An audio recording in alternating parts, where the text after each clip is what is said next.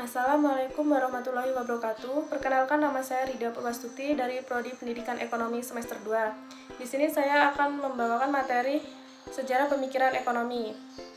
Praklasik, dalam hal ini adanya perbedaan kasta pada manusia yaitu penguasa, tentara, dan buruh. Pada masa ini, orang yang memiliki harta akan hidup dalam kemewahan dan yang tidak memiliki harta akan semakin sengsara. Kemudian kaum klasik, dalam hal ini adanya kebebasan para pelaku usaha di mana pemerintah tidak ikut campur dalam perekonomian. Maka peluang praktek monopoli begitu besar. Dan kaum klasik lainnya, dalam hal ini apabila penduduk tidak ada batasan maka manusia akan terus berkembang biak dengan cepat dan akan memenuhi bagian dari permukaan bumi akibat terbatasnya kapasitas tanah untuk produksi pangan. Selanjutnya, sosialisme sebelum Marx. Dalam hal ini, sistem ekonomi sepenuhnya diatur oleh pemerintah, jadi tidak terdapat sistem monopoli. Sosialisme Marxisme. Dalam hal ini menganggap kaum kapital mengumpulkan uang dengan mengorbankan kaum buruh. Kaum buruh dipaksa untuk kerja berjam-jam dan hasilnya dinikmati oleh pemilik modal besar atau kaum kapital.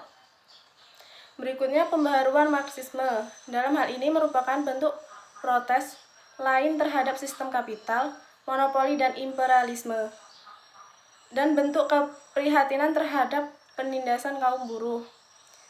Selanjutnya, mazhab neoklasik. Dalam hal ini adanya pasar persaingan besar dengan asumsi-asumsi tertentu yang selalu menuju keseimbangan dan efisiensi optimal yang baik bagi semua orang.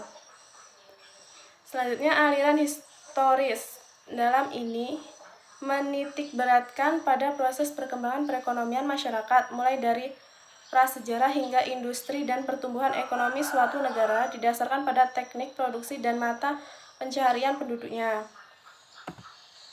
Berikutnya, aliran institusional. Dalam aliran ini merupakan sebuah sanggahan terhadap mazhab neoklasik yang menyatakan bahwa perilaku seseorang semata-mata didasarkan keinginan individu untuk memaksimalkan keuntungan.